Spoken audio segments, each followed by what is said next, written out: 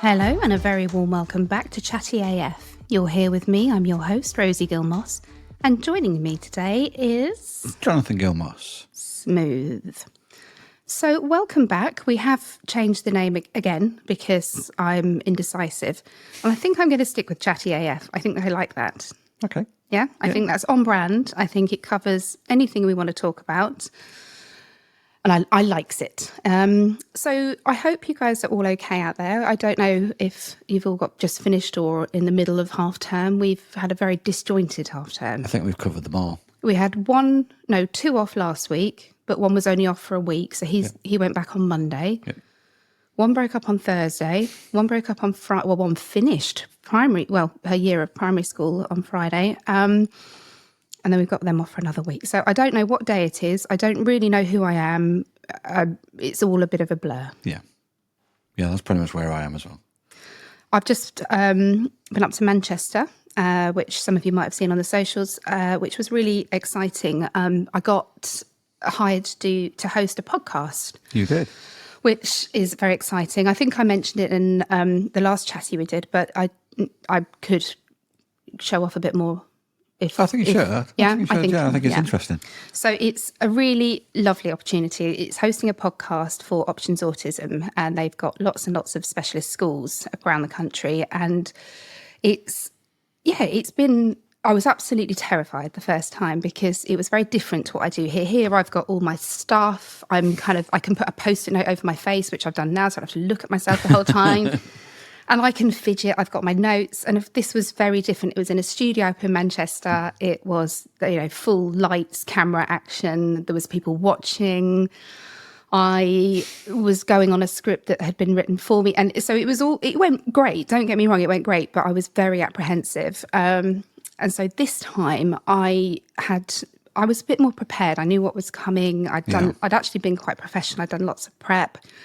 And I was feeling really confident. And last time John came with me, which is, as an adult, I shouldn't have to take my support husband to work. But what we did is we made it into a little trip away for us both. Yeah, and that's before I spent 4 hours walking around Manchester shopping. Yeah, so. we had quite a lot of fun. I'll be a support person all day long. Yeah, take your husband to work day. But this time, because it was half term, it made more sense for me to go on my own. So I'm really trying to grow my kind of independence. I realise that's a bit pathetic as a 43-year-old woman, but things like, I didn't cock it up, basically. I got where I needed to be when I needed to be, and the whole experience was just incredible. We did one episode about demand avoidance, which is a really quite controversial issue. So if you have a child that has demand avoidance traits, then it might be interesting to listen to. And the other one was an interview with Tom Malone Jr. I am completely obsessed with Gogglebox. Me too. Yeah, we love it. It's our favourite thing. Friday night, Gogglebox. And if we miss it because we happen to be the rarity that we've gone out, then we're really excited. Yeah, we can watch it.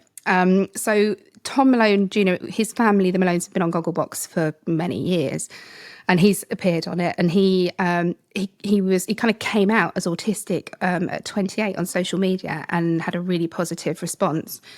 So his aim is to kind of change the stigma and the stereotyping around what autism looks like. As he's had a really cool, exciting career. He's tattooed and he's got this huge Instagram following. So, and the very fact that he had to come out as autistic. Yeah. What the hell? But he had he said a couple of things that I thought were really, really kind of, I don't know, sort of useful. And so he turns up and, he's a really nice guy and we got on really well. We're having this amazing conversation, and it was, I suppose it was almost kind of a bit magic, like the lights and the whole of the studio was silent because the conversation was so interesting. Yeah. And it just felt amazing. And I'm so lucky and grateful that doing the WAF podcast has led me to not only do great things with that and meet amazing people, but it's also leading into a career. I've changed career in my 40s, and it's just the most empowering thing. And I've been so frightened and so nervous and so anxious throughout the whole process, really. And I feel like, you know, when you talk about just taking time to look back and see how far you've come. Yeah. And I feel like I'm able to do a little bit of that now, to enjoy the ride. Yes, good. Yeah. Yeah, as you should. But I have to say, I couldn't do it without you. And I know that is something that not everybody has, is the opportunity to just fuck off to Manchester and go to do some work and know that the 4 kids will be all right. Because A, I trust you, and B, we both have the kind of jobs that enables us to do that. Yeah. And I think that's something that, being widowed, or I'm sure it would apply to people who've separated, when you are the primary carer for your children, you become very, very overprotective, and you feel like, and I have a slight perfectionist nature. I don't know if anybody has noticed. And you feel that nobody else can do what you do to the same level. And that can lead you to not allowing people to help you. And I'm getting now to a point where, in actual fact, I'm going off to Chicago tomorrow. I'll talk about that in a minute. I know, get about. But realising that they're safe and they're cared for and that other people will protect them and look after them, it's quite, that takes time, doesn't it? And although don't get me wrong, I trust you implicitly with the kids, but it's also a guilt, the thought that I'm off. I mean, Manchester was work, so that's slightly different, but I'm going away tomorrow and it's not for work. And that guilt, that you have to be there all the time, and the sort of pride that you see people. I've never spent a night away from my children, but actually, I think it's really important. No, I actually disagree with the celebrating never spending a night away from your children, because you're not giving them the independence they need to. Your child is going to be whoever they're going to be. We're still along for the ride, and hopefully we're going to guide them in a moral direction. And it's like I said to the kids about your trip to Chicago. I was just this fantastic opportunity came up, and if you have the opportunity and the means, you should always take the opportunity first. And I think that's a much more important lesson for the kids to learn. And they might give us a little bit of a guilt trip, but they're going to be fine. Yeah, and they, to be honest, I sort of, are you going to be all right if Mummy goes away for 5 days? And they're like, yeah, we'll be fine. Or one of them said, who's looking after us? I was like, who do you think? The dog? And it's, there's an element of guilt with this trip. So I'll tell you about the trip. I'm going to Chicago I'm going to Michigan because on the podcast, fairly early on, I had a guest on called Elizabeth, who I just loved, and we got on so well, and she lives in America. So I've never met her. I hope to one day, but then something came up. She announced that she was going to be hosting a yoga retreat, and it's in this amazing place in Michigan. Looks stunning, own bedroom, very important for me when going on a retreat or something. And I was laid in bed scrolling my phone absentmindedly, and I had one of those, impulsivity would be on brand moments. And I just thought, I wonder if I can get there.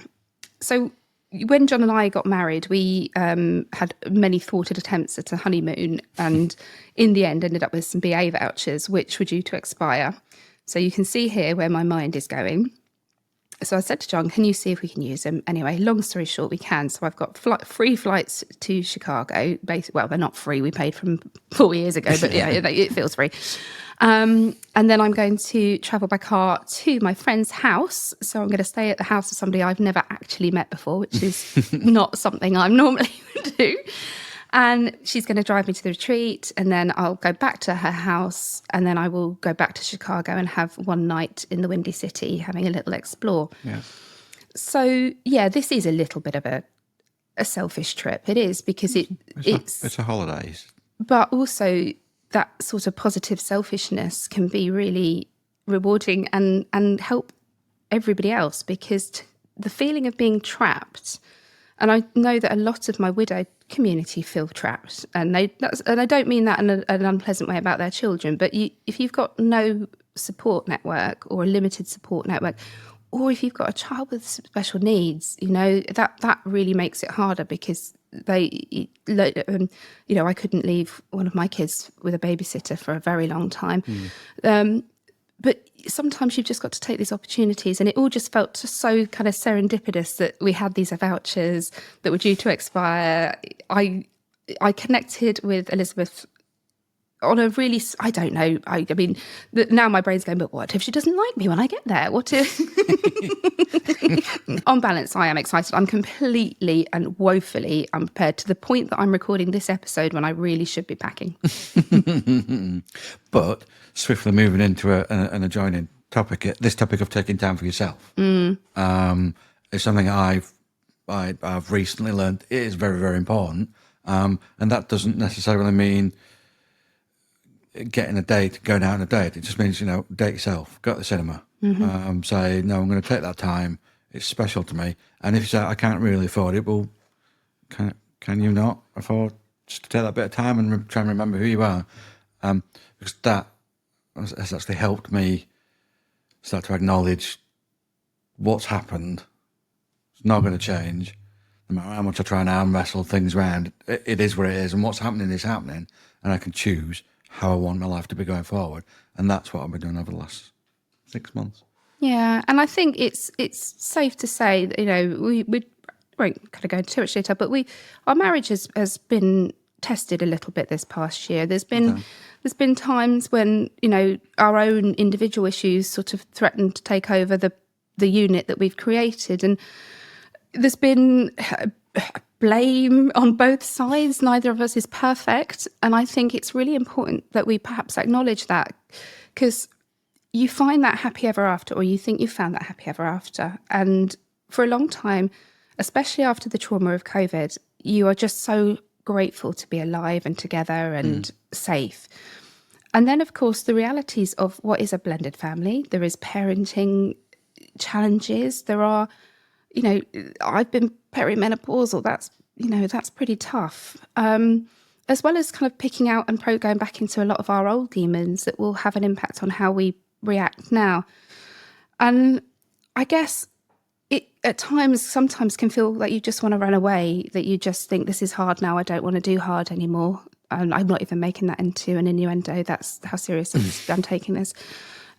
Because your life has been really, really hard and you feel like you deserve everything to be easy. And I guess it's been a realization that marriage isn't always easy. No relationship is. My marriage with Ben was far from perfect. There were times when I, was frankly pissed off with him, but I guess what I'm trying to say is that every relationship can feel like a pressure cooker at times, and you can feel, and I think there's twofold here. Partly there's doing things independently from each other. You went off to a concert, didn't you, with a friend? Yeah. And that's when you messaged me and said, I feel like I've found myself again. Yeah. But what a wanky thing to say. Well, I think I've actually tailored the message of saying that. Yeah. But for those who are interested in, I was at Dreamland watching Limp Bizkit. I declined that one. Weird. As a 48-year-old man. Well, I think that was average 47-year-old man. Average age of, but the other thing that we're going to make much of, and traditionally we have made time for each other, we have gone away, and I think there's been a lot of changes at home in terms of where the kids are at school, we transition to secondary school, that sort of thing, and I think you get a little bit lost in the weeds. So I got quite resentful because I felt I wasn't being romanced and those things that women like, whereas John was doing so much support, or you were doing so much support at home with me, that you sort of forget, don't you? You sort of think, I'm doing this because I think this is romantic. Yeah. You think you're doing what's right and what's right and needed in the moment, but you get blinkered. And I think both of us are quite scared of having big conversations. I think I'm naturally a conflict avoider. I will avoid it by any means possible. And by conflict, I just mean conversations. Yeah. I'm irrationally afraid of difficult conversations, which will lead me to push away. And sometimes you've just got to be the bigger person, haven't you? And just go, right, let's just do something together. And we went to Margate. We had one night. I don't think we even managed 24 hours together in the end because of dance and stuff on the Saturday morning. But we didn't really do anything. We just had dinner, went for a little walk, mooch around the antique shops, and that little 24-hour window, it sort of resets you, and you come back into it as a united front. Because what I'm realising is if we don't talk about things, and if we don't talk about the stuff that, if we're open about what we're feeling, in the moment, it doesn't boil and simmer and then become this kind of underlying resentment. And actually, I've been in I've had 4 serious relationships and 2 husbands. And I am not very good at talking about conflict. I don't know, but we're just a work in progress, aren't we? Yeah. This is the thing. We haven't come into this relationship as fully formed humans. The fact that we've come into the relationship older makes you think that you should be wiser. But of course, we've only been together for 5 years. Yeah. You know, that's relatively short in terms of a relationship. Some people don't even get engaged until this point, and we are married, living together. So it's just, I don't know whether I wasn't planning to sort of overshare this much, but I think sometimes we're so busy projecting an image of what we want the world to see and believe that we forget that isn't the reality. And I suppose we're just bearing our naked souls a little bit here. Yeah. I'm tempted.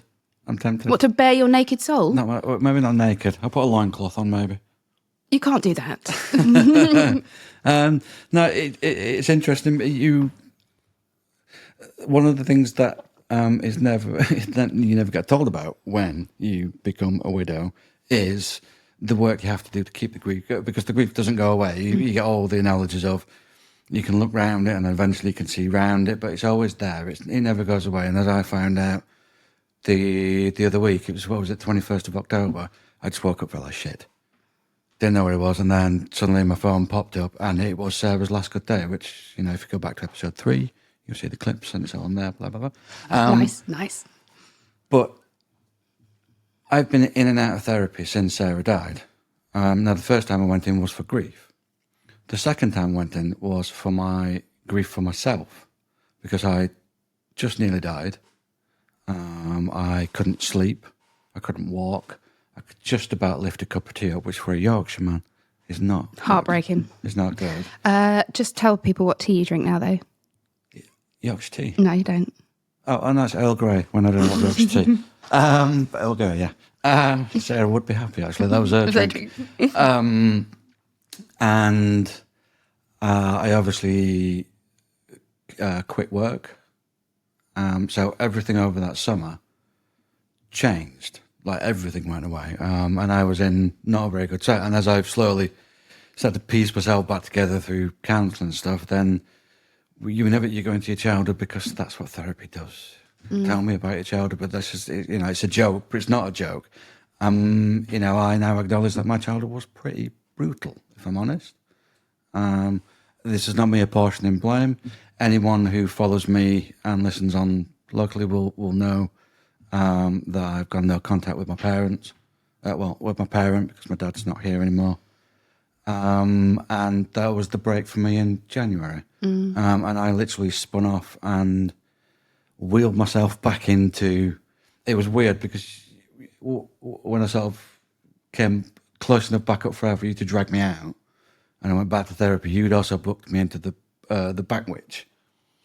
Oh, yes, the osteopath, yes. The osteopath woman, because I was just like all crumpled and crawled up. And I remember I walked into therapy and I sat down and I felt like I had no skin on. I was shaking. I didn't speak for about half an hour. And then from that day up, slowly progressed forward. And I've been in therapy all the way. I think we finished back in the summer. And now it's much like when you come out of the gym, or when I finished with the physio and he taught me to walk again and stuff. It's like, now it's for me to do the work, and I'm trying. I'm not going to be perfect, but this is where I am. But it's little things that you do as well. It's like you'll get up and walk the dog in the morning, because John's an early riser, you don't sleep very well. And so John will get up and walk the dog, and that little walk in the morning does so much just to clear your head for your mental health, reset, stops you going on your phone first thing, which we all know is the worst thing. I'm a nightmare for this. I roll over in bed, pick my phone up. And a big tip, if you're waking up feeling a bit shitty, go for if you have a dog or not, but just go for a dog walk, but don't wear headphones. Let your mind do what it needs to do. And if you do that for about a week, it gets easier. Yeah. And I think the thing we're learning as well is, and this applies to all areas, not just, if you're feeling a bit rubbish because your partner is dead, or, if you're just feeling a bit rubbish, is to let yourself feel a bit rubbish. Yeah. To acknowledge that's part of the human condition, and that feeling sad, and even if it's for no reason, or, hormones, that it's okay. And again, it's difficult because sometimes you can't say to your employer, I really feel shit today. I need to just take some time out for myself and stop. And I think that's perhaps where changes need to happen. But if you can and you're able to, that a 20-minute dog walk, or I've been doing this breath work, which sounds ludicrous. You breathe fast, then hold your breath for 60 seconds, then for 9. No. It's a bit like the Wim Hof breath work. And I do that. So I would like to say I do it every day, but I do it most days. And I certainly do it before interviews. I do it before, sometimes I've said before, I get quite anxious on the school run. So sometimes I'll do it before even doing the school run. And it's a sort of non-medicinal, non-pharmaceutical way to really calm yourself down and give yourself, in the space of 15, 20 minutes, what feels like a complete reset. Yeah. So not everybody is going to be able to jet off to Chicago to go do yoga with somebody they've never met before. I appreciate that. But you might be able to do a little bit of yoga if that's your bag. I'll just take a walk. Yeah. And actually walking, sometimes you feel, I really do not want to leave the house today. But you're going to have to at some point. And a little walk. In fact, I met my friend, one of my best friends in the whole world, Laura. Hi, Laura, because she also told me she's listened to every single episode that I've ever recorded. So that is dedication. But what she does is she struggles to sleep herself. So she goes walking. I mean, I don't know whether it's good to go walking in the dark on your own listening to a podcast, but she's a grown up. And so she listens to the podcast, and that's what how she gets her time on her own. I mean, obviously, if you could all listen to all the episodes of my podcast, that'd be awesome. Everybody does. Well, do you know what? There's almost 80,000. I was going to say, we're around 80,000 now, which is just amazing. So thank you very much for listening, assuming that you have. I've got a little bit of an update on a couple of our recent guests. So Sari, who was absolutely delightful to speak to, and just such a, what's the word I'm looking for? Engaging, charismatic, those sorts of words. She was lovely. Well, she reached out to us to tell us that she's just got married. So an enormous congratulations to Sari from everybody at Widowed AF. We are delighted for you. Yes, congratulations.